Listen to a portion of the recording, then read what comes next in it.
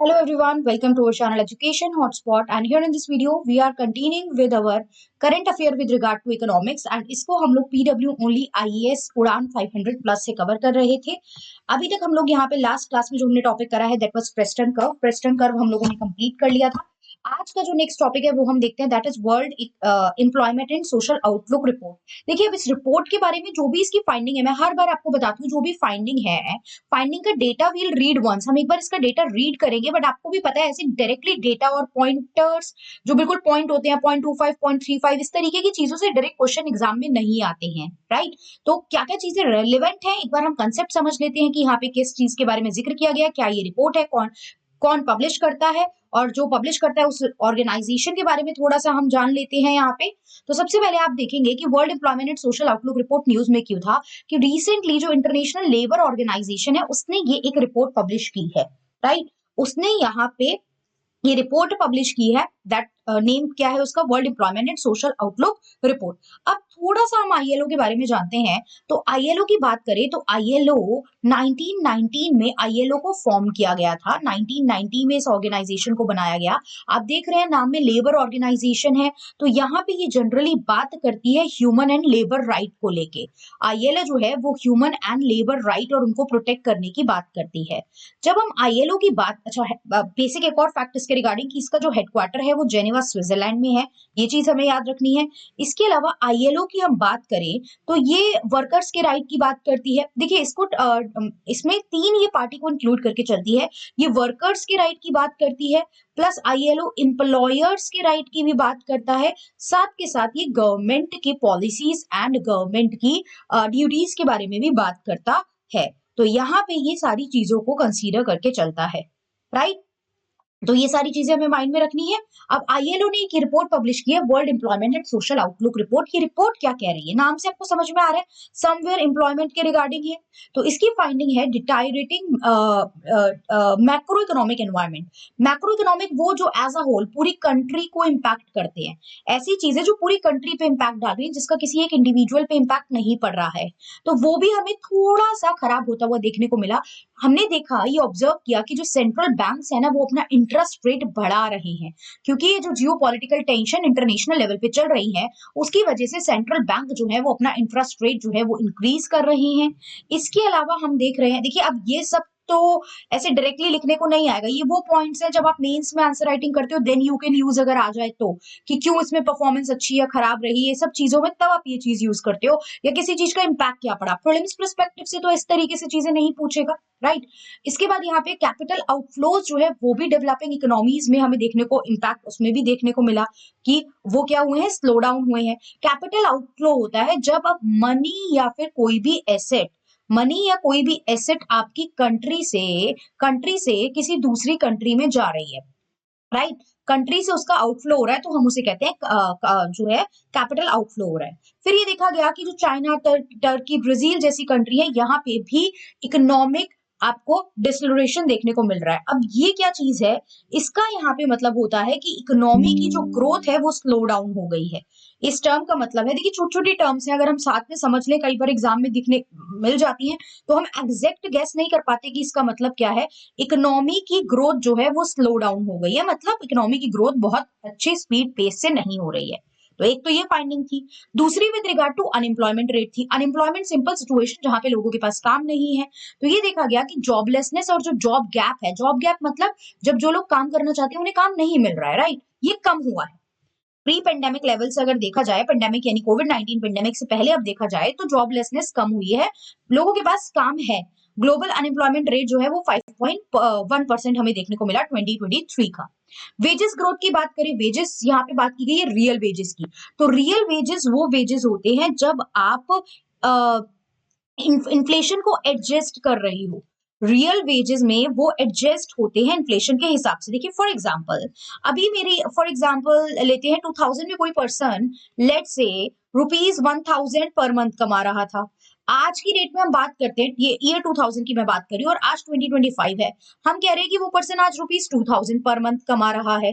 तो इंक्रीज तो हुआ ना वेजेस, आप कहोगे वेज तो इंक्रीज हुआ यहाँ से यहाँ, लेकिन आज की डेट में इन्फ्लेशन कितनी ज्यादा हो गई है इन 25 सालों में। पहले जो ₹100 में चीजें इजीली आ जाया करती थी अब वो 200, 500, तक में नहीं, 500 1000 तक में नहीं आती हैं, तो मार्केट में इन्फ्लेशन बहुत ज्यादा है। तो रियल वेजेस वो होते हैं जब आप इन्फ्लेशन के बेसिस पे वेजेस को काउंट कर रहे हो, कंसीडर कर रहे हो। तो हमने देखा रियल वेजेस जो है वो ऑलमोस्ट जितनी भी G20 कंट्रीज हैं, अब G20 एक अलग टॉपिक, यहाँ G20 हम नहीं देखेंगे, G20 क्या वो डिटेल टॉपिक है। आई होप आप लोगों ने पढ़ा होगा ये टॉपिक, नहीं पढ़ा तो उसको अलग से आप पढ़ सकते हैं, यहाँ पे पॉज कर लीजिए। कोई चीज देखने को मिल रही है अगर आपको उसकी डिटेल नॉलेज नहीं है तो उसको एक बार बैकग्राउंड चेक कर लीजिए। G20 इसकी मेंबर कंट्रीज क्या है, कौन सी नई कंट्री ने इसको ज्वाइन करा, ये सब चीजें आप लोग करेंगे। And if you are watching the video तो आई वांट कि आप मुझे कमेंट करके बताएं कि मेंबर कंट्रीज कौन सी हैं, कौन सी न्यू कंट्री ने इसको रिसेंट में ज्वाइन किया था। क्लियर? तो ये देखा कि जो वेज इंक्रीज है वो इन्फ्लेशन के हिसाब से नहीं हो रहा है। फिर चाइना, रशिया, मैक्सिको जो है वो एक्सेप्शन है, यहाँ पे पॉजिटिव रियल वेज ग्रोथ देखने को मिल रहा है। मतलब यहाँ पे जो वेजेस है वो इन्फ्लेशन एडजस्ट के हिसाब से इंक्रीज हुए हैं। फिर ग्रोथ जो थी 2023 में वो जितनी सोची गई उससे ज्यादा है, हायर देन एंटिसिपेटेड है। लेबर मार्केट पार्टिसिपेशन रेट जो है, लेबर मार्केट में लोगों का जो पार्टिसिपेशन है, the people who are engage in the labour work, ये रिकवर हुआ है, राइट। उसके बाद इंडिया की परफॉर्मेंस की बात करें तो इंडिया में जो रियल वेज है वो पॉजिटिव रहा है बाकी G20 कंट्री के हिसाब से देखें तो। इंडिया में अच्छा, अब ये मिल सकता है कि G20 कंट्रीज के हिसाब से रियल वेज इंडिया का डिक्लाइन हो गया है, अगर ऐसा आपको कोई स्टेटमेंट मिल जाए तो नहीं। यहाँ पे वर्ल्ड हमारी सोशल आउटलुक रिपोर्ट बता रही है कि ये चीज हमारी क्या हुई है, रियल वेजेस इंक्रीज हुआ है। अब आप खुद देखिए इन सब स्टेटमेंट में से डायरेक्टली ऐसा कुछ भी मेजर पॉइंट नहीं था जो हमारा प्रीलिम्स पर्सपेक्टिव से बहुत ज्यादा इंपॉर्टेंट हो जाता है, राइट। बट हाँ, ये चीज ध्यान रखनी है कि कौन पब्लिश करता है और उसके बारे में मैंने आपको बता ही दिया है। 1990 यहाँ पे एक ट्राइपार्टाइट यूएन एजेंसी है जो वर्कर्स, एम्प्लॉयर्स और गवर्नमेंट तीनों के लिए काम करती है, लेबर के स्टैंडर्ड सेट करती है, पॉलिसी बनाती है। इंडिया इसकी वन ऑफ द मेंबर है, इसका हेडक्वार्टर जेनेवा स्विट्जरलैंड में है। कुछ अदर रिपोर्ट जो ये पब्लिश करती है अगर हम देखें तो यहाँ पे आपकी ग्लोबल वेज रिपोर्ट है, वर्ल्ड ऑफ वर्क रिपोर्ट है, राइट। ये सब कुछ रिपोर्ट है जो कौन पब्लिश करता है, ILO पब्लिश करता है। क्लियर? सो आई होप यहाँ पे आपको क्लियर हुआ होगा। एंड ये टॉपिक से आगे मूव करते हैं। देखिए मेजर चीजें पता होनी चाहिए ताकि एक बार को आप सारा कंप्लीट कर लो, आपकी नॉलेज में रहे कि yes this is the topic in the current affair and that's why this is in news, और ये इसमें एलिमेंट थे, राइट। तो वो चीज थोड़ी सी इंपॉर्टेंट हो जाती है। अब आता है इंडिया एम्प्लॉयमेंट रिपोर्ट। अब इंडिया के कंटेक्स्ट में बात हो रही है, क्या कहा जा रहा है कि रिसेंटली इंडिया की एम्प्लॉयमेंट जो रिपोर्ट है 2024 वो रिलीज करी है। किसने रिलीज करी है? एक तो ILO ने, अभी हमने देख लिया इसके बारे में, इंटरनेशनल लेबर ऑर्गेनाइजेशन ने, plus institute for human development. अब क्वेश्चन आ जाता है, यहीं पे रुकना पड़ेगा हमें, पहले इसके बारे में देखना पड़ेगा फिर इसकी फाइंडिंग्स पे बात करते हैं। इंस्टीट्यूट ऑफ ह्यूमन डेवलपमेंट की बात मैं करूं तो ये एक NPO है, नॉन प्रॉफिट ऑर्गेनाइजेशन है, कोई गवर्नमेंट एजेंसी नहीं है, कोई प्रॉफिट मेकिंग कंपनी नहीं है। ये NPO है जो रिसर्च मेजर जो है रिसर्च वर्क करती है on human development, right. Research करती है on the topic of human development. अब ह्यूमन डेवलपमेंट के बहुत सारे पैरामीटर होते हैं जिसमें आपका एजुकेशन भी जाता है, जिसमें आपका हेल्थ भी जाता है, जिसमें आपका एम्प्लॉयमेंट भी जाएगा, पॉवर्टी भी जाएगा। ये सारी चीजों के ऊपर ये रिसर्च करती है और अपनी रिसर्च, अपनी फाइंडिंग को क्या करती है, पब्लिश करती है, राइट। तो ILO ने मिलकर किसके साथ, इंस्टीट्यूट फॉर ह्यूमन डेवलपमेंट। इसका हेडक्वार्टर कहाँ पे है? हेडक्वार्टर इसका न्यू दिल्ली में है। अगर आप लोगों के पास ये PDF है तो प्लीज राइट इट डाउन, अपने पास लिख लीजिए इसको PDF में। और PDF नहीं है, आप सॉफ्ट कॉपी से पढ़ रहे हैं तो अपनी एक नोटबुक रखिए अपने पास जहां पे आप इस तरीके के एडिशनल फैक्ट जो है वो लिख सके, राइट। इसका हेडक्वार्टर जो है वो न्यू दिल्ली में है। 1998 में इसको जो है वो Indian society of labour economics ने स्टैब्लिश किया था। ठीक है, इसके बारे में जान लिया। अब आगे बढ़ते हैं, इतना बहुत है, और ज्यादा नहीं, इतना जान लिया है तो बहुत है। अब इसकी फाइंडिंग क्या है? सबसे पहले ये एम्प्लॉयमेंट के बारे में क्या कह रही है, अलग अलग हेड्स हैं इसके। मतलब देखिए इसमें ना जो इंपॉर्टेंट चीज है वो स्टैटिक चीज है। इस टॉपिक में यहाँ पे इस बुक में आपको टाइप्स ऑफ अनएम्प्लॉयमेंट एक्सप्लेन करें आगे चल के फर्दर, तो दैट इज वेरी इंपॉर्टेंट क्योंकि बहुत बार डायरेक्ट क्वेश्चन UPSC ने पूछा हुआ है टाइप्स ऑफ अनएम्प्लॉयमेंट से, राइट। तो पहले मैं जल्दी से आपको फैक्ट्स बता देती हूँ सो दैट हम सीधा टाइप्स ऑफ अनएम्प्लॉयमेंट पे आ जाए। तो यहाँ पे देखा गया कि जो इनफॉर्मल सेक्टर में अनएम्प्लॉयमेंट है वो यहाँ पे बढ़ती हुई देखने को मिली है। देखिए फॉर्मल इनफॉर्मल मैं आपको जब स्टैटिक इको कराऊंगी डिटेल में पढ़ाऊंगी क्या होता है। फॉर्मल इनफॉर्मल इकोनॉमिक्स के बारे में, एम्प्लॉयमेंट के बारे में डिटेल में पढ़ाऊंगी। इनफॉर्मल एम्प्लॉयमेंट अभी के लिए बेसिक आप सबको पता है, जहां पे काम के फिक्स आवर्स नहीं है, जहां पे सैलरी फिक्स नहीं है, जहां पे रिटायरमेंट बेनिफिट्स नहीं मिलते हैं, तो ये सारी चीजें इनफॉर्मल में जाती हैं। तो इनफॉर्मल एम्प्लॉयमेंट हमें ज्यादा मतलब इंक्रीज होती हुई देखने को मिली है। Self employment and unpaid family work, मतलब जो लोग खुद अपने सेल्फ एम्प्लॉयड है, बिजनेस कर रहे हैं, और अनपेड फैमिली वर्क मतलब सारे फैमिली के लोग एक ही काम में लगे हैं बट अर्निंग जो है मतलब आप उनसे काम ले रहे हो और उनको बदले में उसके सैलरी या पेमेंट जो है वो नहीं दे रहे हो, ये भी इंक्रीज हुआ है। और स्पेशली वुमेन्स की मैं बात करूं उस केस में 82% जो वर्क फोर्स है वो इनफॉर्मल सेक्टर में काम कर रही है और 90% ऑफ द लोग जो है वो इनफॉर्मली एम्प्लॉयड है। सेल्फ एम्प्लॉयमेंट की मैं बात करूं तो वो 55.8% जो है वो हमें देखने को मिली 2022 में। 2022 में ये प्राइमरी सोर्स ऑफ एम्प्लॉयमेंट जो है वो रहा, अगर हम बात करें बाकी अदर सोर्स ऑफ एम्प्लॉयमेंट में। अब यहाँ पे अगला आता है एम्प्लॉयमेंट क्वालिटी के बाद स्ट्रक्चरल ट्रांसफॉर्मेशन। स्ट्रक्चर होता है किस किस जैसे एग्रीकल्चर एक्टिविटीज है, नॉन फार्म एक्टिविटीज है, पर्सन अलग अलग जगह अलग अलग सेक्टर में काम करते हैं। तो यहाँ पे नॉन फार्म एक्टिविटी की जब हम बात कर रहे हैं तो हमने देखा कि लोग जो है वो नॉन फार्म एम्प्लॉयमेंट की तरफ शिफ्ट कर गए हैं। अगर हम 18-19 के कंपैरिजन में देखें तो एग्रीकल्चर में जो टोटल एम्प्लॉयमेंट का शेयर है वो कम हो गया है। 2000 में 60% लोग एग्रीकल्चर सेक्टर में थे, लेकिन 2019 में 42% लोग एग्रीकल्चर में है।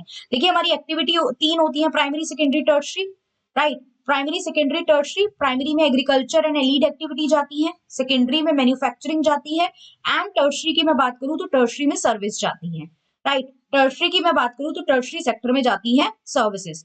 अब एक प्रोसेस होता है कि पहले आपकी कंट्री में प्राइमरी मूव हुआ, प्राइमरी से लोग मैन्युफैक्चरिंग में मूव करे, फिर सर्विस सेक्टर में गए। लेकिन इंडिया में ना प्राइमरी से सीधा शिफ्ट देखा गया है सर्विस सेक्टर में। हमारे यहाँ पे मैन्युफैक्चरिंग आज भी उतना ही है, मैन्युफैक्चरिंग में बहुत बड़ा बूम हमें कभी देखने को नहीं मिला है।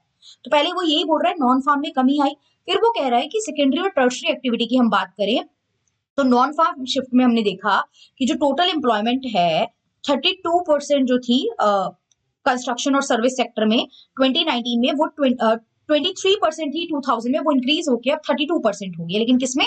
टर्शरी में। मैन्युफैक्चरिंग में अभी भी ग्रोथ स्टेगनेंट है 12 से 14%। यहाँ पे बहुत ज्यादा हमें चेंजेस देखने को नहीं मिले हैं। मतलब इंडिया में जो शिफ्ट आया है वो प्राइमरी से टर्शरी की तरफ आया है।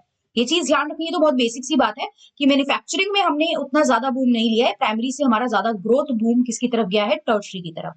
फिर एजुकेशन एंड एम्प्लॉयमेंट के बारे में ये रिपोर्ट क्या कहती है? ये कहती है कि केरला जो है वो हाईली एजुकेटेड लेबर फोर्स हमें केरला में देखने को मिलती है, राइट। वहां पे 30% जो है वर्क फोर्स जो है वो ग्रेजुएट है, लेकिन फिर भी अनएम्प्लॉयमेंट है वहां पे, राइट। अब unemployment rate among educated youth की, पढ़े लिखे लोगों में बात की, काफी सारा डेटा है, डेटा याद नहीं करना है, मोटी मोटी बस इनकी बात समझनी है।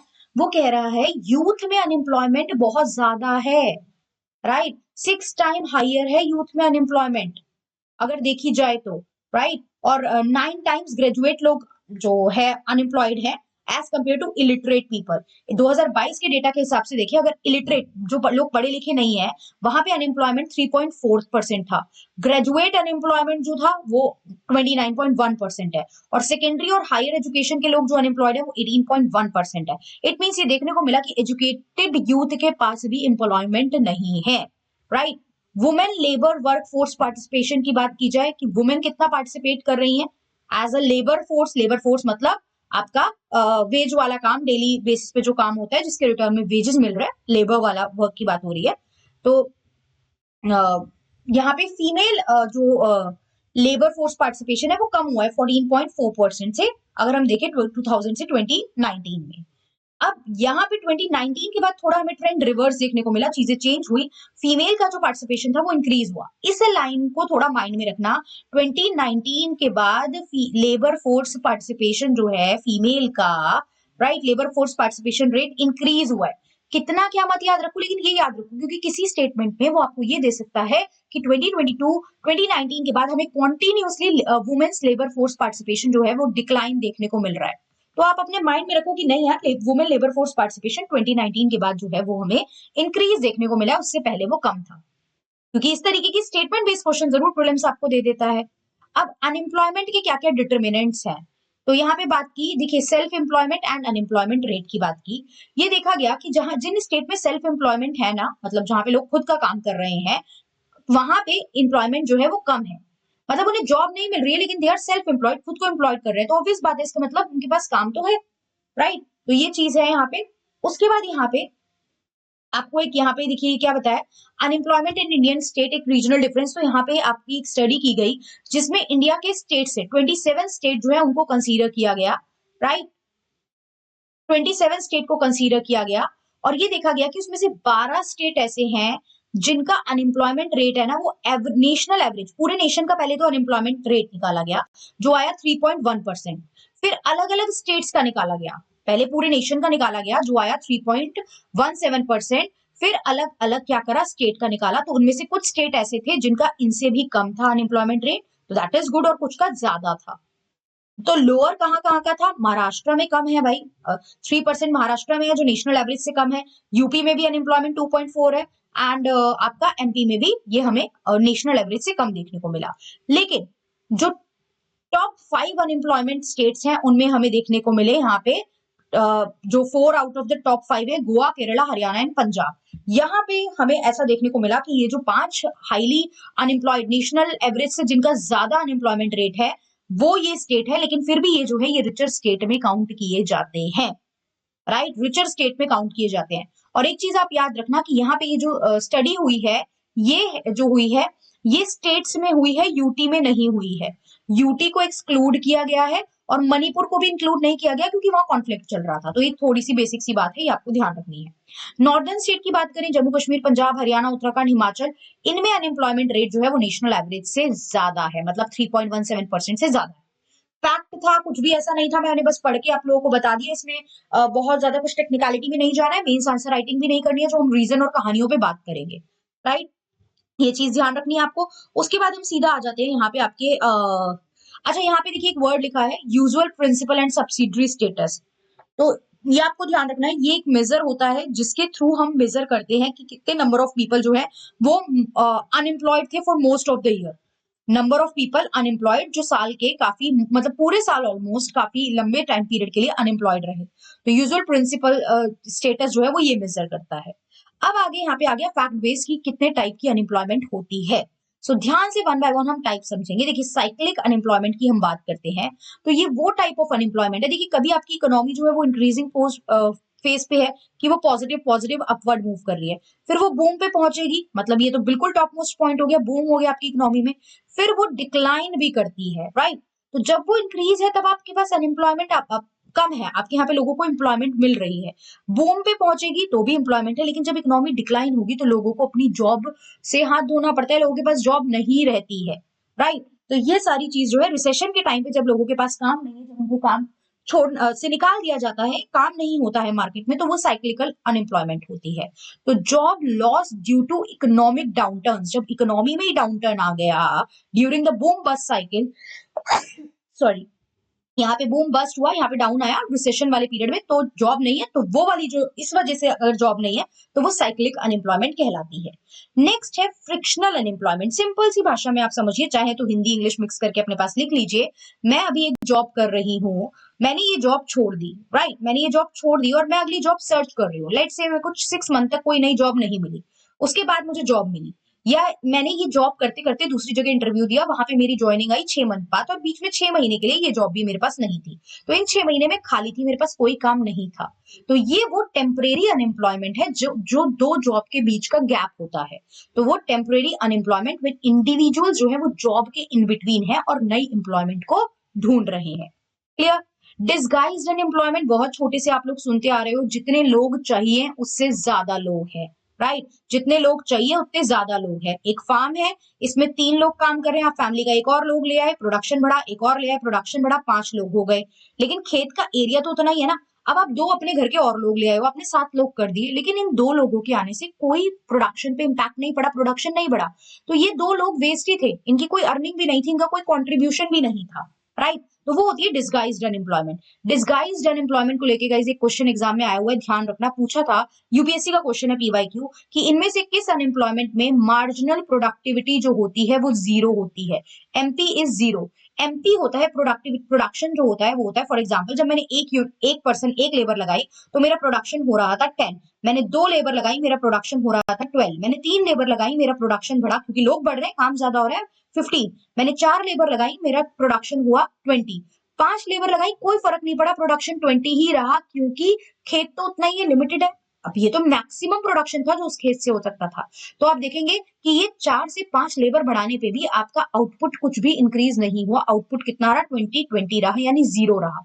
तो ये जो एडिशनल आपका जो होता है, एडिशनल प्रोडक्शन होता है, उसे हम मार्जिनल प्रोडक्शन कहते हैं। तो वो आपने देखा जीरो है। तो इनमें से कौन सी अनएम्प्लॉयमेंट की टाइप पे वो जीरो होता है? तो आंसर था डिस्गाइज्ड अनएम्प्लॉयमेंट। ठीक है, लिखा है यहाँ पे, इससे जीरो या नेग्लिजिबल कंट्रीब्यूशन होता है प्रोडक्टिविटी पे, क्योंकि आप कितने ही लोग लगाओ, लैंड लिमिटेड है तो प्रोडक्शन नहीं बढ़ेगा। Seasonal unemployment again is very simple, एक सीजन में आपके पास काम है, एक सीजन में नहीं है, राइट। आइसक्रीम का जो काम, फॉर एग्जाम्पल वुलन क्लोथ के काम की हम बात करें, तो किसी स्पेसिफिक सीजन में आपके पास काम है, क्योंकि एक एग्रीकल्चर जो होता है उसका भी सीजन होता है अगर हम बात करें, या कुछ स्पेसिफिक आइटम जो सीजन बेस्ड होती है उसके बेसिस पे है। अंडर एम्प्लॉयमेंट ऐसी सिचुएशन होती है जब आपको आपके काम से कम की वैल्यू मिल रही है। लेट्स से कि आपने पढ़ाई की हुई है एमबीए की, और आपको जो है वो बिल्कुल क्लर्क वाली जॉब मिल गई कि बैठ के बस रिकॉर्ड रखो।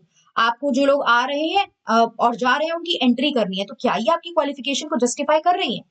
या फिर यूं समझ लीजिए कि आप डिजर्व करते थे ₹50,000 पर मंथ और आपको जॉब मिल गई ₹10,000 पर मंथ की। तो जब आपको अपनी स्किल्स से मैच करती हुई जॉब नहीं मिलती है, कम पे मिलता है, या आपकी स्किल्स के अकॉर्डिंग नहीं मिलती है जॉब, तो वो कहलाता है अंडर अनएम्प्लॉयमेंट। अंडर एम्प्लॉयमेंट जब when a job that does not fully utilise person skills, qualification और एक्सपीरियंस। देन आता है ओपन अनएम्प्लॉयमेंट। सिंपल, कि एक पर्सन जो है वो काम ढूंढ रहा है लेकिन उसको काम नहीं मिल रहा है। A person is looking for the job, उसके पास वेरी ऑब्वियसली अपनी डिग्री के हिसाब से ही देखेगा, तो person is looking for the job but unable to find the unemployment, right. Structural unemployment होता है कि जब आपकी स्किल्स के साथ मिसमैच हो रहा है।